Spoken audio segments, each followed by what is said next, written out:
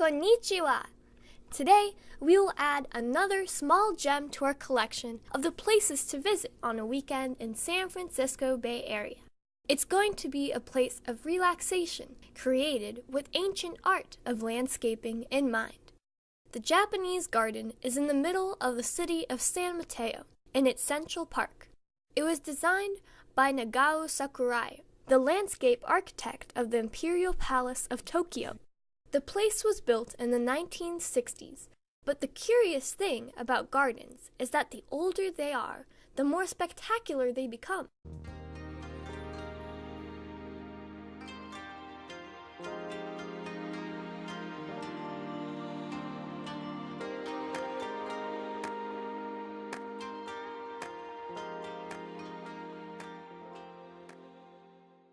It's a great place to relax and take pictures of flowers, trees, and garden sculptures. The Japanese maples and ginkgo trees add colors to the foliage, but depending on the time of year, you will find different plants in bloom, magnolia and camellia, for example. There are also plenty of traditional garden sculptures scattered all around the garden.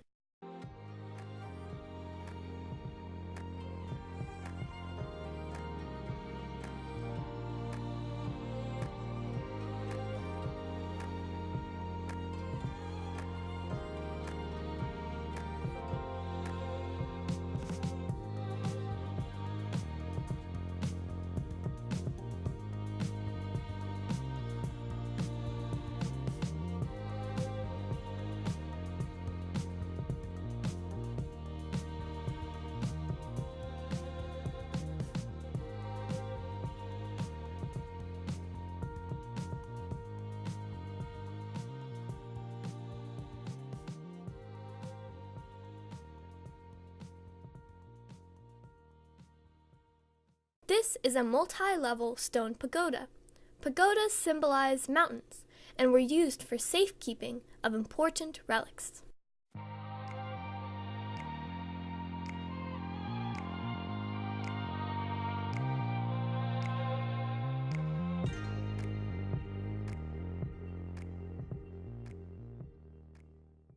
Here is a little secret. A white stone that is tightened to a branch to make the tree grow horizontally, overhanging the pond. The fish is cute. There are feeding times in the spring and summer when you can watch a frenzy of koi fish being fed. Koi is one of the longest living creatures. A female koi fish named Hanako lived to be 226 years old. This Shinden shrine was put in place in 1991, just in time for the 25th anniversary of the garden. When the leaves of ginkgo trees turn yellow, it's time to collect the ginkgo nuts. They do not smell good when fresh, but after cooking, they become yellowish in color and can be eaten as snacks or mixed into rice.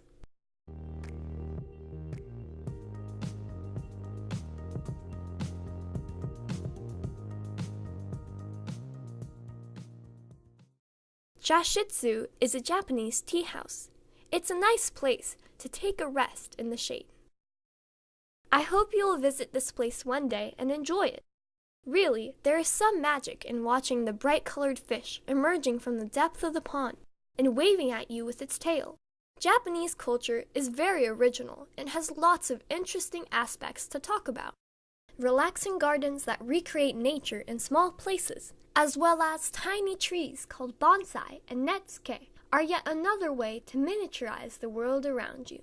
Netsuke is a piece of traditional clothing that functions like a toggle to prevent a Japanese version of a purse, called inro, from slipping under the belt of a kimono.